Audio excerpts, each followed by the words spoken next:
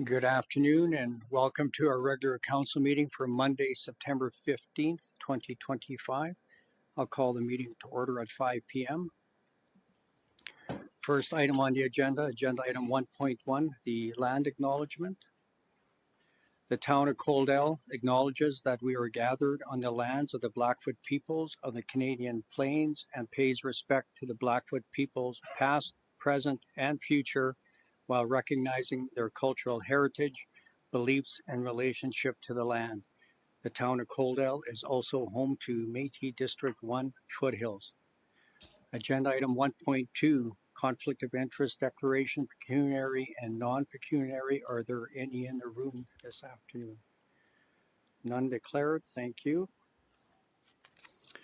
Moving on to the acceptance of the agenda for the regular council meeting for September 15th, 2025.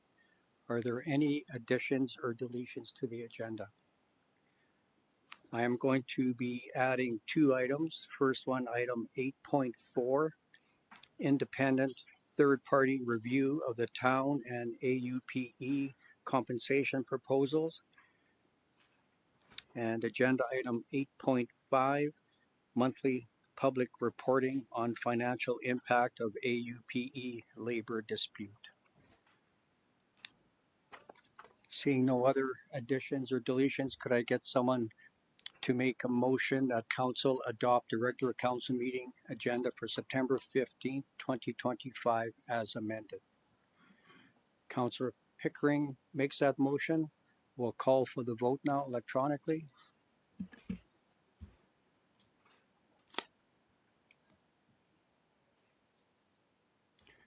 Motion is carried unanimously. Thank you. So for the agenda, we have a public hearing coming up under agenda item 5.1, and I'm just going to juggle a couple of items around when we get down to that part. So under adoption of the previous minutes, we have agenda item 3.1, the regular council meeting minutes for July 21st, 2025. Were there any errors or omissions in those minutes? Seeing none, could I get someone to make a motion that council adopt the regular council meeting minutes from July 21st, 2025 as presented? Deputy Mayor Reese makes that motion. I'll call for the electronic vote.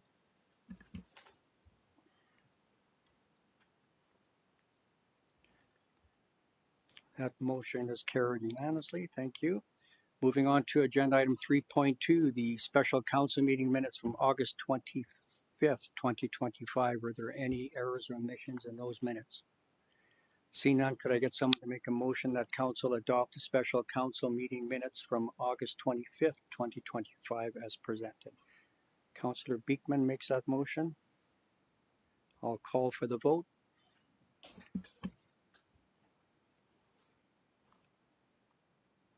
That motion is carried unanimously. Thank you.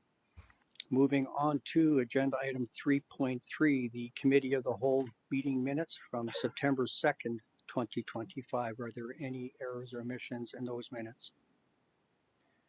Seeing none, could I get someone to make a motion that council adopt the Committee of the Whole meeting minutes from September 2nd, 2025 as presented? Councillor Saylor makes that motion. I'll call for the vote.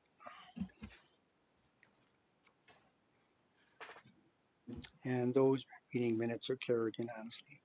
Moving on to agenda item 3.4, the special council meeting minutes from September 2nd, 2025.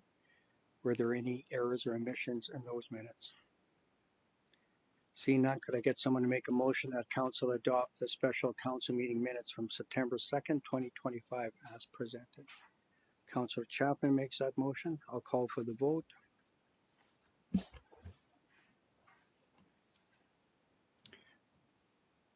Those minutes are carried unanimously. Thank you. So now we're going to jump down to agenda item 7.1 under bylaws and policies regarding road closure bylaw 913-P-02-25 regarding first reading, and we have our Director of Corporate and Strategic Initiatives, Spencer Croil, presenting. Spencer, whenever you're ready.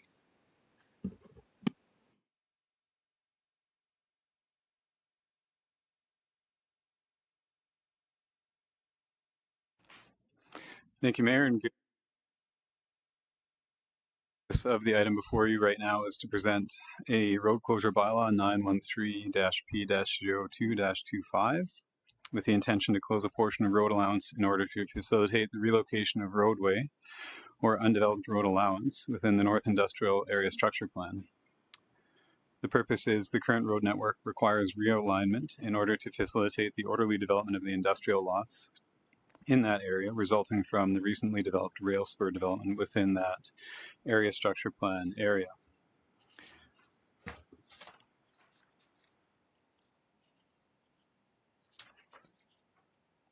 This is relevant to the public hearing later on, as well as the process that we typically run for road closure bylaws. As per the MGA, stakeholder engagement was initiated in the form of required advertising, including advertising for the public hearing that will occur later this evening. Once that hearing is closed, the bylaw would then make its way back to the province for consideration of approval prior to second and third reading. So at this time, the recommendation is that Council provide first reading to road closure bylaw 913-P-02-25 and to proceed with the public hearing. Thank you. Thank you. Any questions, comments for our presenter? Seeing none, could I get someone to entertain making a motion that Council approve first reading of road closure bylaw 913-P-02-25 as presented? Councillor Pickering makes that motion. I'll call for the vote.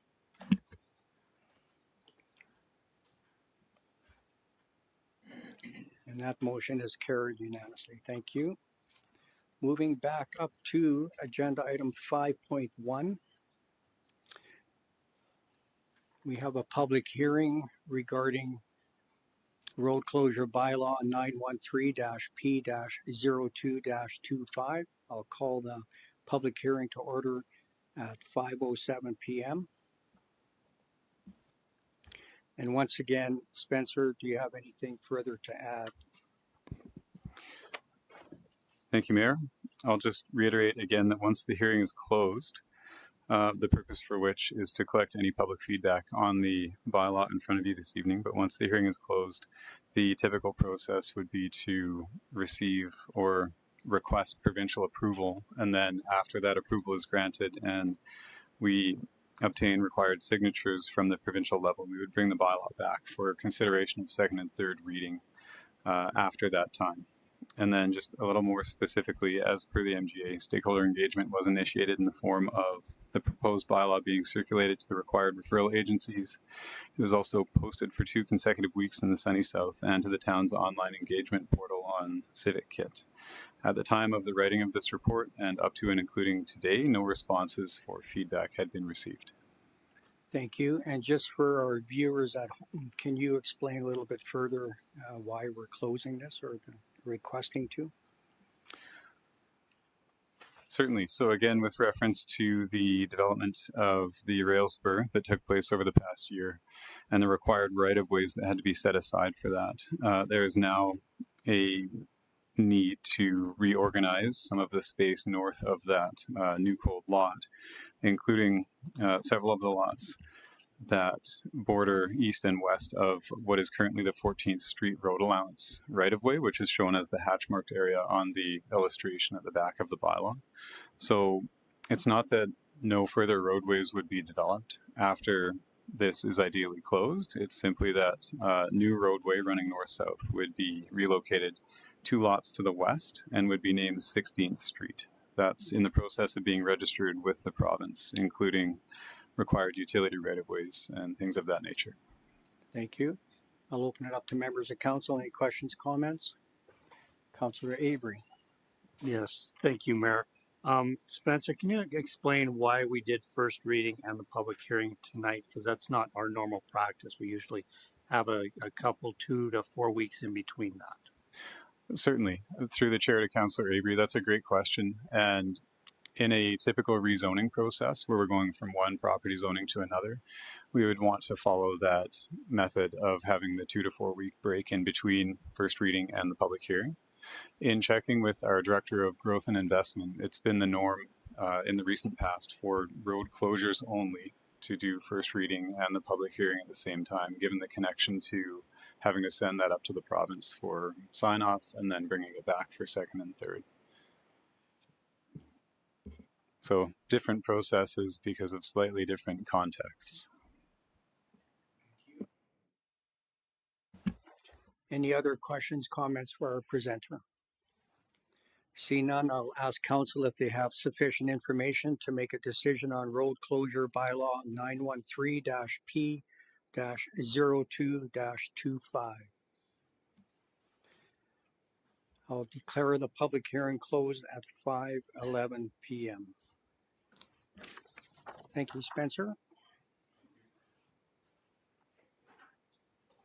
Moving on to agenda item 7.2, we have the amended flag display policy C-016, and we have our municipal clerk, Lana Antony, presenting. Lana, whenever you're ready. Thank you, Mayor and members of council.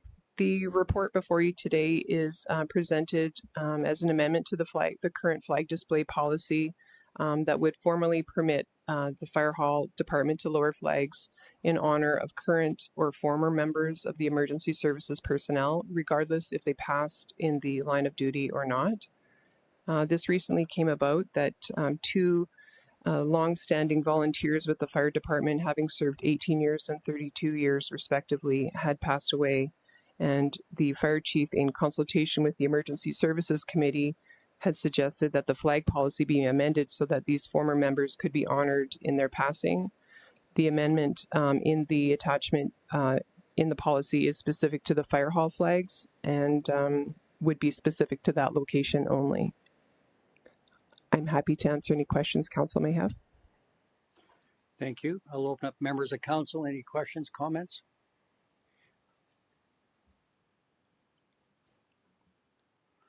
Councillor Chapman. Yeah, thank you, Mayor, and through to Lana. Thank you so much for bringing this forward again. And my only question to you is for protocol, do any requests for flag lowering go through the town office as well? Thank you for the question. Are you referring to anything out of scope of what's in the current policy? Generally, yes. There is a clause in the current policy that does state that flags can be lowered at the discretion with the mayor and the CAO in consultation. So if an event were to happen outside of the scope, then yes, they could be lowered. Okay, so if a member from that fire department passes away, then they would then the fire chief would take the initiative in that case then? Thank you for the question. Yes, that would be, if it was made part of the policy, then it would just become part of the policy, so that if in event that a emergency services personnel, then the flags would just automatically be lowered at the fire hall location only. Thank you. Councillor Avery. Thank you, Mayor. I'd like to make motion to approve the amended flag display policy C-016 as presented. Thank you. Any more questions, comments? There's a motion on the floor. I'll call for the vote.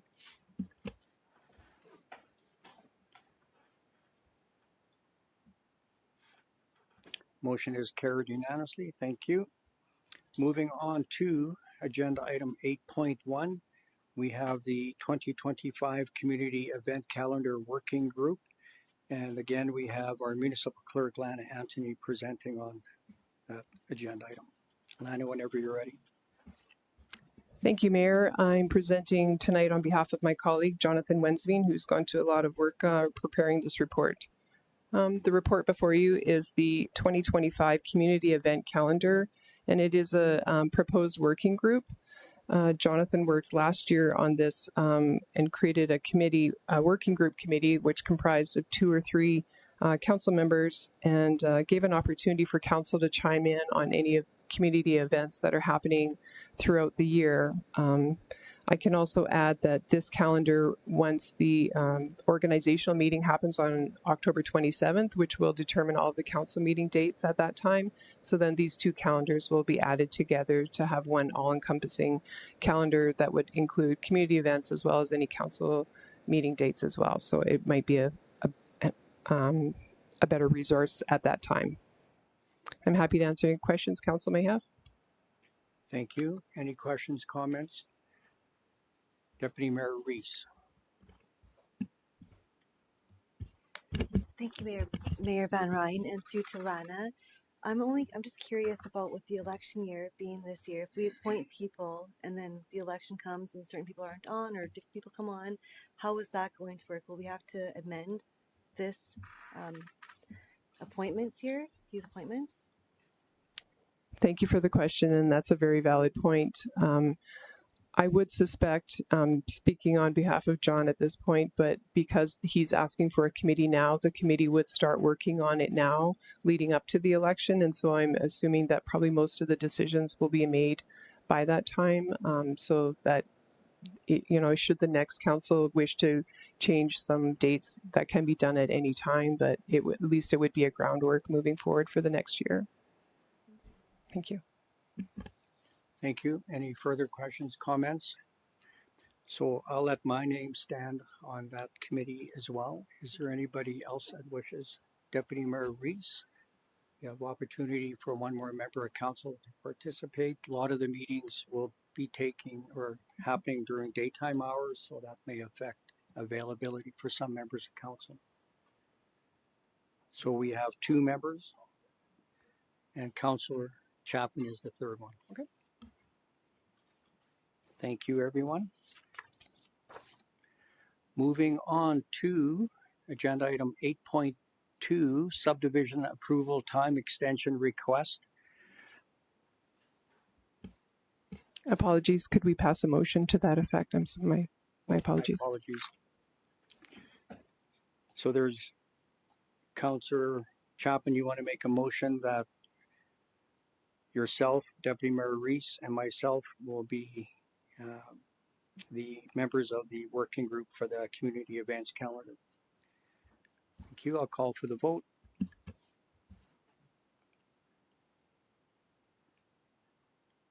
And that is carried. Thank you. So back to agenda item 8.2. Again, we have our Director of Corporate and Strategic Initiative, Spencer Croil, presenting. Spencer, whenever you're ready. Thank you, Mayor. The purpose of the item before you is to present for Council's consideration a request by the subdivision agent on the file for approval of a retroactive time extension for subdivision file 2018-0-081. In this particular case, the initial approval was granted on July 11, 2018.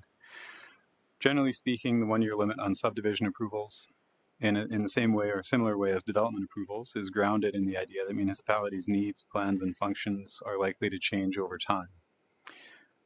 As such, subdivisions generally need to be completed within 1 year as per the MGA, otherwise the approval lapses.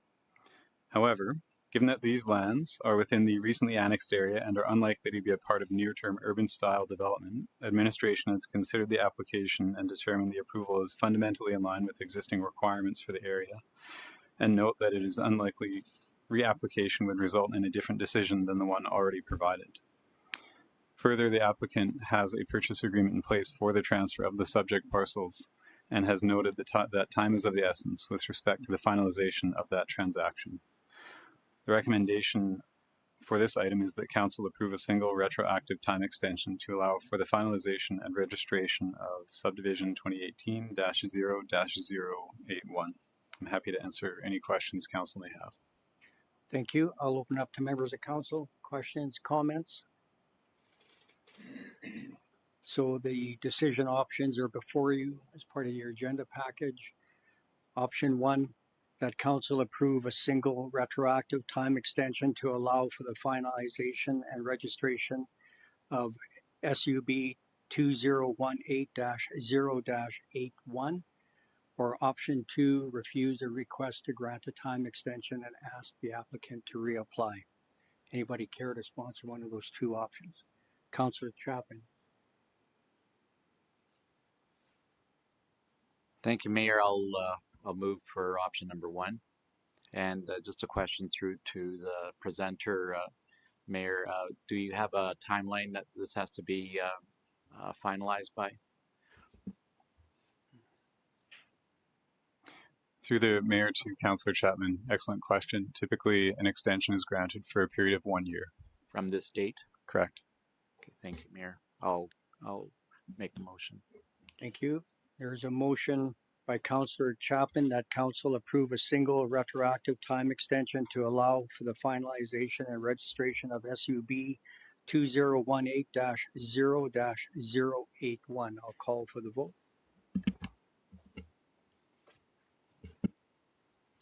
Motion is carried unanimously. Thank you.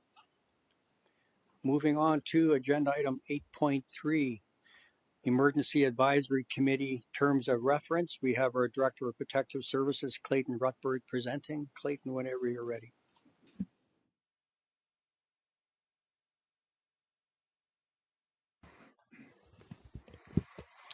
Thank you, Mayor and Council. It's just bringing the Emergency Advisory Committee Terms of Reference to Council. We had just a few improvements with the Terms of Reference, so a little bit of history behind that. In 2021, we brought it to Council last to amend the length for the citizen members that we take on the community to allow them up to 3 years for that term. And part of that reasoning was just the in-depth that this committee does go to with the amount of knowledge that they're kind of absorbing. A lot of that first year they spend learning the plans, the program, and they really start to get into it in year 2 and 3. So this is just cleaning up the wording around the 3-year terms of reference and a couple other minor items throughout the terms of references you can see included in the report as well. So not really any major changes to it, more just so the wording. Thank you. I'll open it up to members of council. Any questions, comments? Councillor Avery. Thank you, Mayor. Thank you, Clayton. And my question is actually for our council rep, Deputy Mayor. What are your thoughts on the changes to it? Deputy Mayor Reese. Thank you, Mayor Van Rijn. Through to Councillor Avery. They're very minor changes. I don't think there's a problem with them. My question would lie in maybe making it a 4-year term for the citizens rather than a 3-year, just to sort of be in alignment with our terms.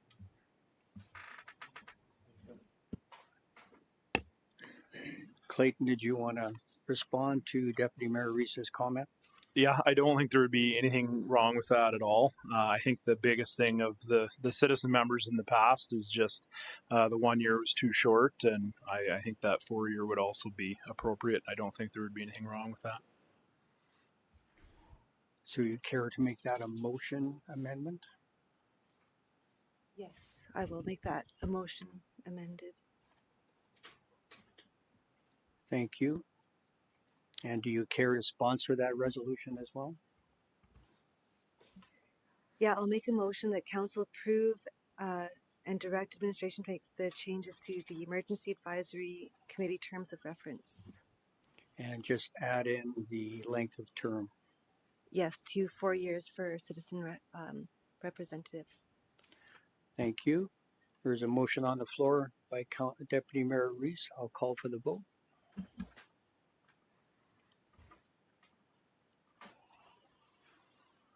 And motion is carried unanimously. Thank you, Clayton. Moving on to agenda item 8.4 regarding the independent third-party review of town and AUPE compensation proposals. Our CAO, Kaylin Hastings, did you want to present anything on this, or did you want me to speak to it? Thank you, Mayor. I don't have anything to add at this time. We have all of the information that we would be happy to pass along to the third party that will take a look at the numbers. So this is more of a council decision. And if you wish to make a resolution, we're happy to provide all the information that we have from both parties to the auditor. Thank you. We have a question or comment by Councillor Avery. Thank you, Mayor. Just a question for us as council. Are we picking the independent firm to do this review so that way it stays neutral?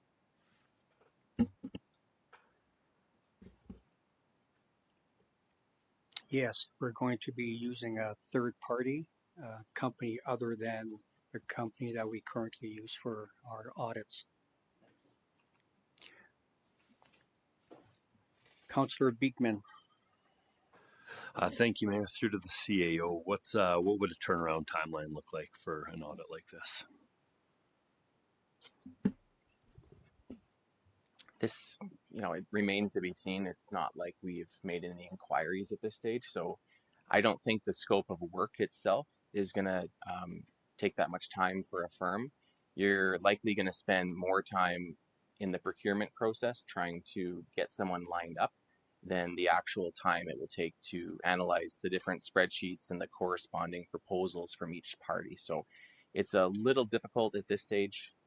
You'll know once you start calling. There's a number of large accounting firms, for instance, in Lethbridge that do audits for various sectors, starting by giving them a call and seeing A, what's the cost, and B, when can you start? Those would be that would be the criteria that I would recommend using. That's what I would use, but it depends on what kind of workload they have going, and you'll find out fairly soon what the turnaround time might be. But I'm not sure at this stage because it's not like we've contacted people to find out. Right. Thank you.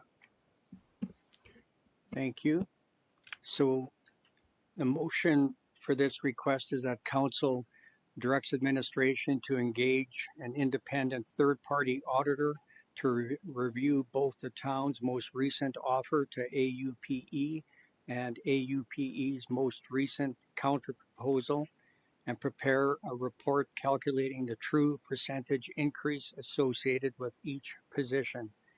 Furthermore, the third-party report will be provided publicly so the residents, council, and employees have a clear and independent assessment of the numbers. Further, that a special council meeting be scheduled for September 22nd, where the auditor will report back to council on prospective percentages based on availability by the accounting firm. Anybody care to sponsor that resolution? Councillor Beekman makes that motion. Any further discussion? Yes, go ahead. Sorry, just getting back to the discussion about the selecting which firm. Is there a subcommittee of council that wants to be part of that? Because the way that the resolution is written is it's council directing administration. Would council like to be part of the selection process? I don't mind at all, but the way that the motion's worded is that administration will be doing the retention of, but based on the discussion that I heard, it was more council had an interest in selecting the auditor. So I just wanted to flag that before the question was called. Thank you. Anyone wish to comment on that? Councillor Beekman. Thank you, Mayor. I would like to amend that motion to include the council be included in the decision for that third party auditor. Thank you. So, Councillor Beekman, since you're sponsoring this resolution, you would like to be a part of that? I would like to be a part of that as well. Would there anybody else like to join that? Councillor Avery will be part of that as well.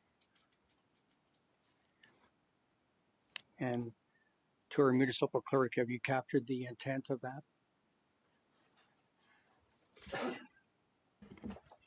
I have not. It's quite lengthy. Would the CAO like to come and? I can reread. Okay. That council directs administration to engage an independent third-party auditor to review both the town's most recent offer to AUPE and AUPE's most recent counterproposal and prepare a report calculating the true percentage increase associated with each position.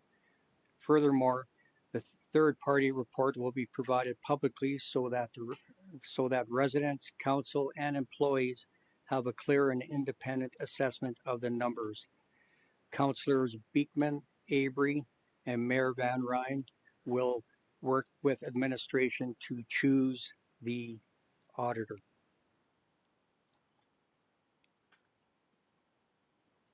A caption.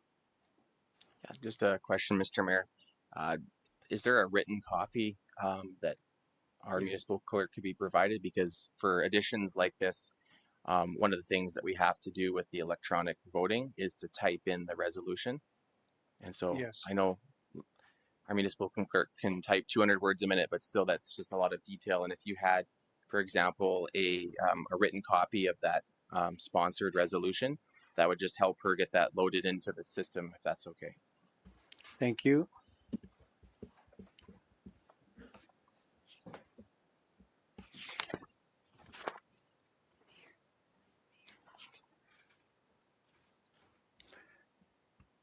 Municipal Clerk Lana. I'm going to pop it up on the screen and you can read it and tell me if that meets, thank you, with the amendment.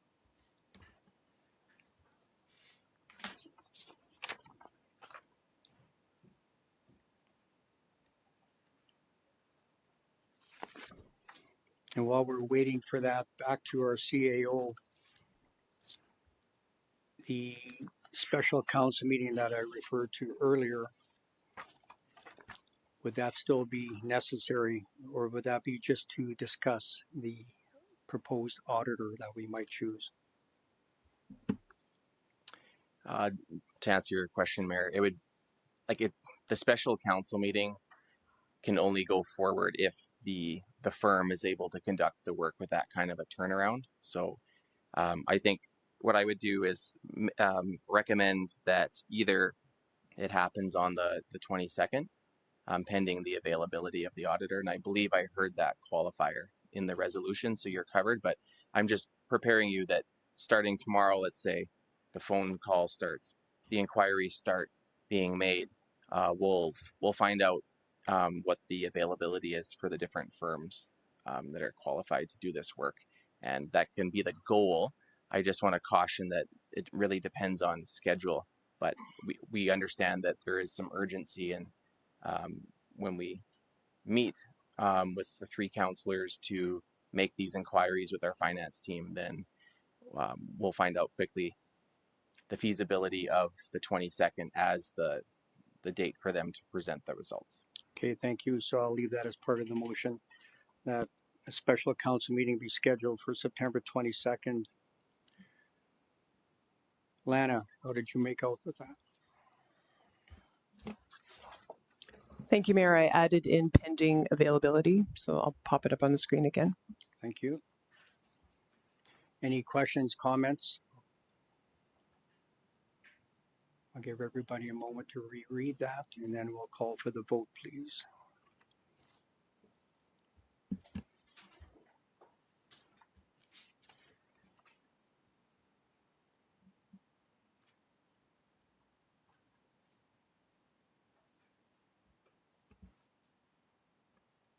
Did everybody vote?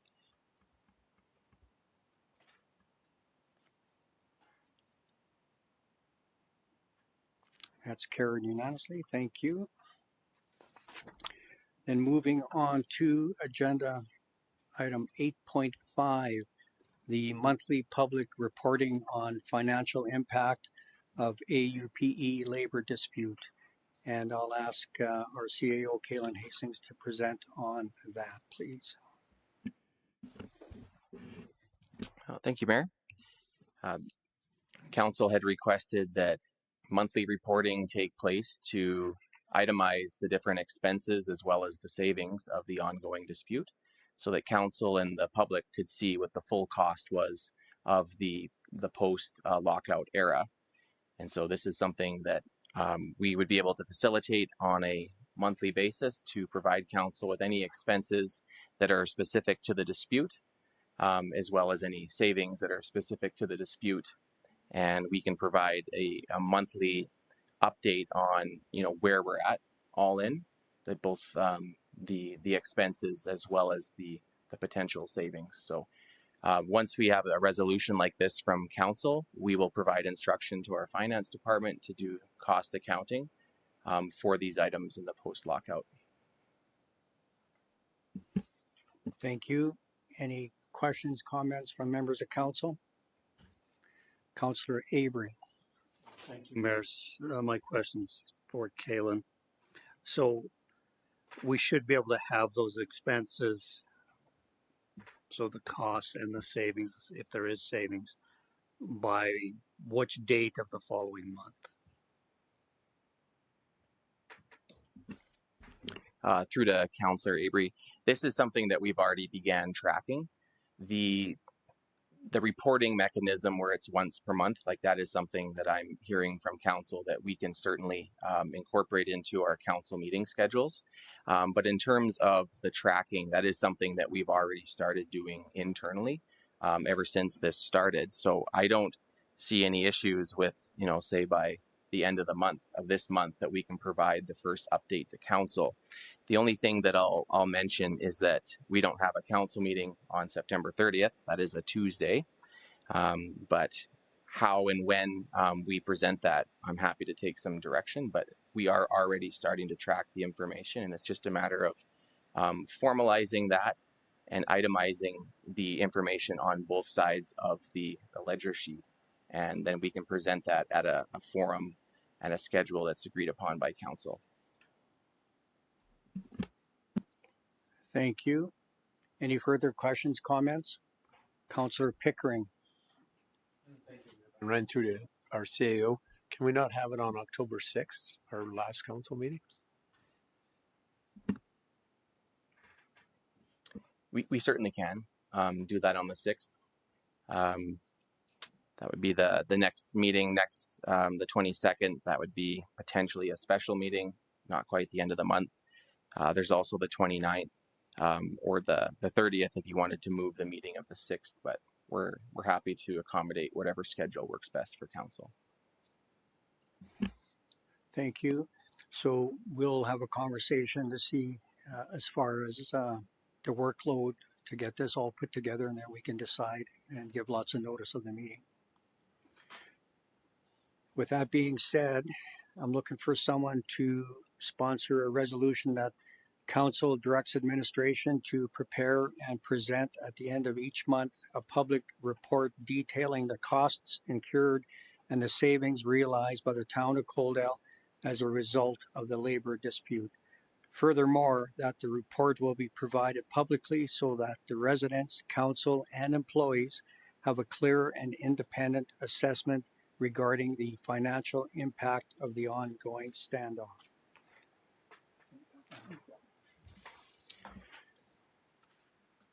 Councillor Avery makes that motion. I'm just going to give our municipal clerk an opportunity. Okay, I sent it to you electronically, sorry. Any further discussion on that motion? Seeing none, I'll call for the vote.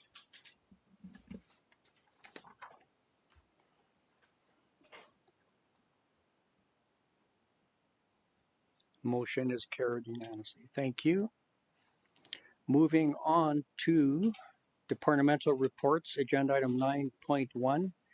We have the Director of Protective Services, Clayton Rutberg, presenting on the 2025 quarter 1 and quarter 2 report. Clayton, whenever you're ready.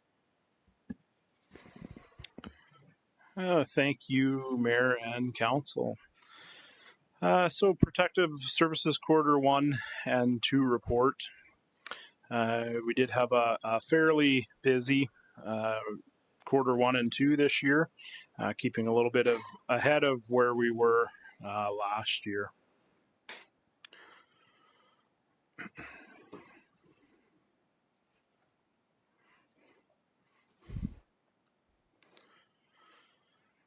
So quarter 1 and 2, we've seen a bit of an increase where we were sitting at the end of quarter 2 last year. We were at 326 calls at the end of that quarter 2 mark. So a little bit ahead as we moved into quarter 3. Some of our different call types. Again, our medical calls being up there as some of our higher call volume. However, we have seen, as we've seen over the last few years, our medical and fire evening out a little bit more, whereas we used to see a bit of a higher percentage with the medical and a little bit lower with our non-medical. We've started to see that coming up. Location, as you can see, kind of similar to what we traditionally see. We do have a higher number of calls in town versus our county and mutual aid. However, you'll see on the next slide as we get there, the reverse is kind of true for our hours. We did have 18 code red medicals throughout quarter 1 and 2. Which is up there, but it's kind of on average of what we would normally have around this time as well. So some of our call information, a little bit on our overlapping calls, which have stayed up fairly high this year. We had 47 events that overlapped, 19 cases of 2 at once, and 3 where we've had 3 events happening at the same time. We did have 12 mutual aid requests, so us actually requesting mutual aid on 12 separate occasions. And then you can see our split of our time on call, our apparatus hours, and personnel hours, which again, kind of that reverse where we normally see a higher call volume in town, but we normally see our hours higher in the county instead of in town.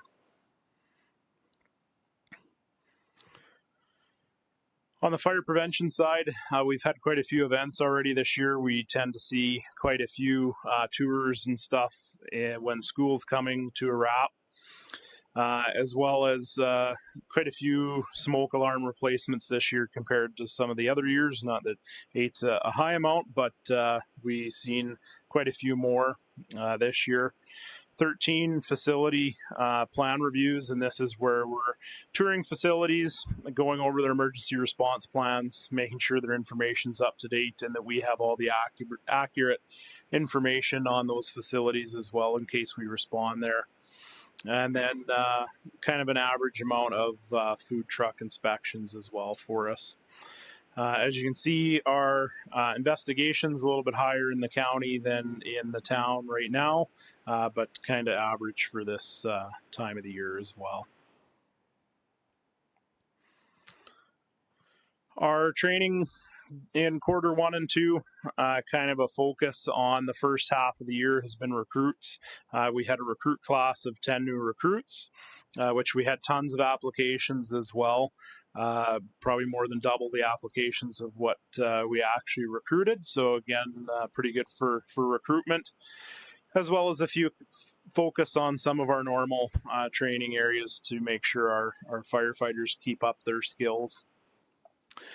In the later half of quarter 2, we completed our recruit class, and all those 10 recruits hit the floor. Moving into the municipal enforcement side of things, again, as you can normally see, we traditionally have kind of some of our areas that are a little bit higher than others for call types. So our community standards, which is our unsightlies, those types of things, as well as our dog control. Thankfully not quite as bad as it was last year around this time, but still a significant piece of that municipal enforcement component. And again, the majority of our complaints are officer observed or phoned in that aspect.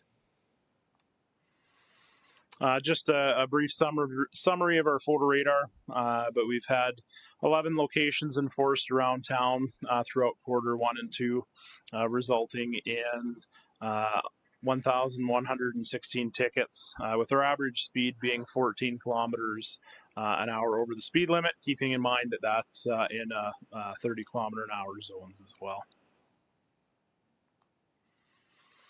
Some different highlights on our municipal enforcement side. Q1, we've seen the golf cart pilot project and bylaw get completed and put into place, as well as our police committee bylaw as well. Q2, Mark hosted a workshop as a part of the Association of Police Governance on police committees as well at their conference. So some input into that. And we also participated in a few bike rodeos as well. But tying in with that bike rodeo piece, the group that used to provide the equipment and stuff for our bike rodeos dissolved, and we were able to acquire the trailer for the bike rodeos along with the equipment to do it here at no cost, as well as their rollover simulator. So a couple new pieces of equipment that we were able to actually get free of charge from them to be able to maintain those events that we normally do here in Coaldale. And then on our emergency management side, it was a busy Q1 and 2. As most of you know, we held our exercise in May during Emergency Preparedness Week, Toxic Detour, which was a functional exercise, meaning that we had our incident command post at the fire hall up and running for that event with all our positions filled. So it was a fairly large event, but an excellent opportunity for us to get everybody in their role and working. As well, we've had a number of people that have joined our team over the last little bit, so we were also able to get in an ICS 100 course for a number of our members, and currently working on getting some of our communications staff as well in the Alberta Emergency Alert Program through that training as well to increase the number of our staff that can send out emergency alerts. And finally, that same week, it was a busy week for emergency management. We had our emergency preparedness event, Disasters Corner, at the community center, as well as we normally have, which again was attended well, and that is it. Thank you, Chief. Just backing up, do you have anything you want to give us an update on code reds? Like I noticed there was only 18 so far. Yeah, so we've had 18 so far, which is around the kind of normal percentage. We kind of hover in that anywhere from 8 to 12% on our code reds of our medical calls. So over the last few years, kind of that normal percentage. We haven't seen, I believe it was 2022 was our large year where we've seen a super big spike in code reds, but they've kind of come back down since then, and they're kind of hovering around that normal percentage. Thank you. Councillor Avery. Thank you, Mayor. Thank you for your presentation, Clayton. I just have some more statements than anything on photo radar. And just, I want you to think about this, not today. I don't want an answer.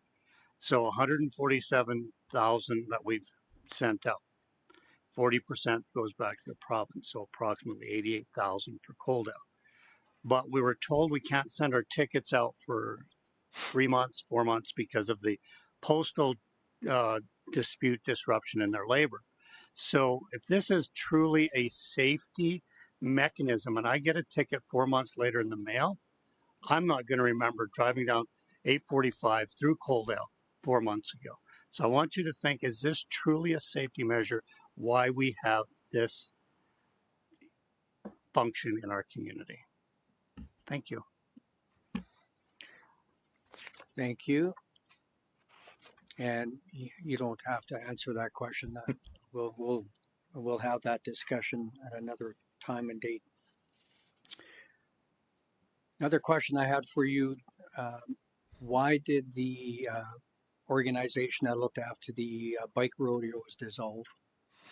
I think it was just a lot of their volunteer, all the people that run it from different communities, such as Mark, all the people that are volunteering. I think it's just a lack of overall ability from a lot of those other communities that participated in as well. So we're still going to do our own here then? Yeah, yeah. Okay, thank you. Councillor Chapman.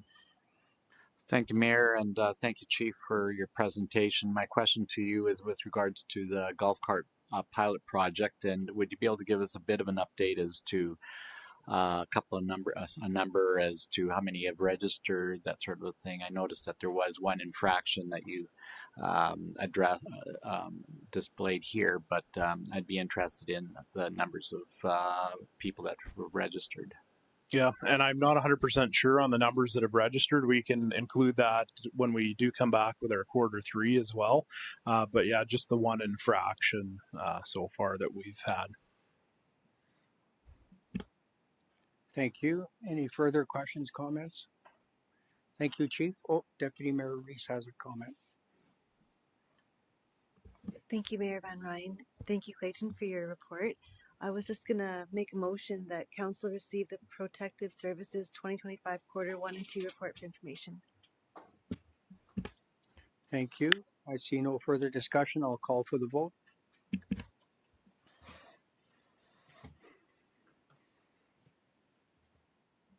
Motion is carried. Thank you. Moving on to Council and Committee reports. Today we have Councillor Chapman presenting on the Handy Ride Association. Councillor Chapman, whenever you're ready. Thank you, Mayor, and members of Council and our viewers online. I just want an update on the Handy Ride Association. And of course, I brought you in a report early 2024. So I just wanted to update Council and our viewers online with regards to some of the things that have been happening. So in October 24, the board received its new 18-passenger Spirit of Freedom bus. And so Mayor Van Rijn was on hand to see the new bus and, of course, see it firsthand. We have we had the bus branded using similar features and colors of the town of Coaldale, including the wing. And we thank Manic Signs of Coaldale for their work to the board on that. Council had its first ride on December 14th of 2025 while we toured Coaldale to judge Christmas lights. And on Family Day of February 17th of 2025, and in conjunction with Family Day events, the board held a ribbon cutting ceremony for that new bus. Mayor and council were in attendance, including Lethbridge County members and the Coaldale Kinsmen, and of course, public citizens. The board had its AGM in May of this year, and our new president is Terry Rosen, Rosen, I should say, was installed as its new president. And we have a full complement of board members and very excited to be there. Of course, 2 of our board members live in the county, which is a real value to us. The board meets monthly, strategizing on how to deliver a quality and valued service to Coaldale. They continue to respond to growing needs for transportation to be effective, safe, and up to date in its operations. The association's drivers, Harley Packer and of course Von Nickel, and we have several spare spare drivers, I should say, who are passionate and love to serve their passengers. Our bookkeeper is Lou Weens, and so she volunteers her time and energy and ensures that the association's finances are in order. We get all our servicing for the bus from several shops here in Coaldale, and so we're really glad for and appreciative of their maintenance order. The board just signed a contract with Palliser Schools to transport a few of their students within Coaldale to particularly to Jenny Emery School. Here, the Handy Ride Board is also working with Rehoboth here in Coaldale to facilitate transportation for those clients in needs of wheelchair access. And Rehoboth is at a bit of a crossroads because their buses do not have the wheelchair services that ours does. And so they're thinking about not purchasing any new buses, but using Handy Ride's buses for their wheelchair service. One new thing that we're looking at doing is including a fare system which will make things more efficient and practical for passengers. And we would like to make arrangement with several locations within the town, including maybe even the town office for the sale of books and tickets, and we can talk about that at another time. The city of Lethbridge uses this method for many years and makes access to that service manageable and practical. In closing, I just want to say that this is a really vital service that has allowed so many residents to continue to live and age in place, and especially when they become dependent on external means of transportation. So I'll take any questions at this time. Thank you. I'll start off with a question. The old bus, is that still in service? Yes, the board believes that it will be important to have both buses in service, and I think as our service grows, you'll see more use of both buses rather than one as a standby bus. Okay, thank you. I'll open it up to members of council. Any questions, comments for Councillor Chaplin? Seeing none, thank you very much for your in-depth report. Would you care to sponsor a resolution that council receive the verbal update on the handy ride as information? I'll make that motion. Thank you. I'll call for the vote.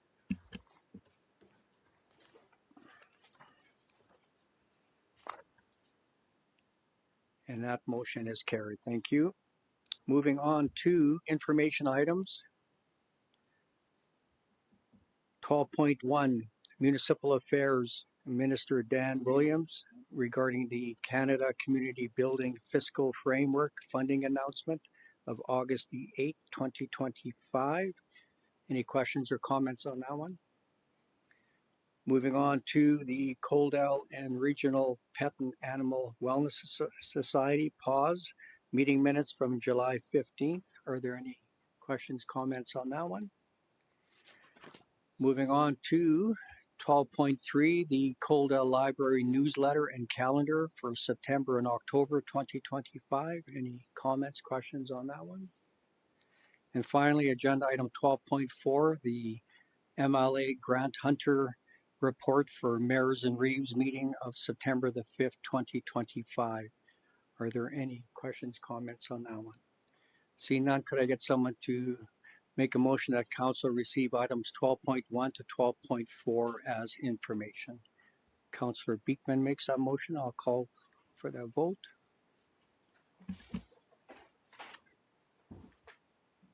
And that motion is carried. Thank you. So that concludes the open portion for today's meeting. I will require a motion that we go into closed session at 5:57 p.m. in accordance with section 197-4-B of the Municipal Government Act to discuss matters exempt from disclosure for items 13.1 and 13.2, subject to section 32, privileged information, and item 13.2, subject to section 28, local public body confidences. Who cares to make that motion? Councillor Pickering. I'll call for the question.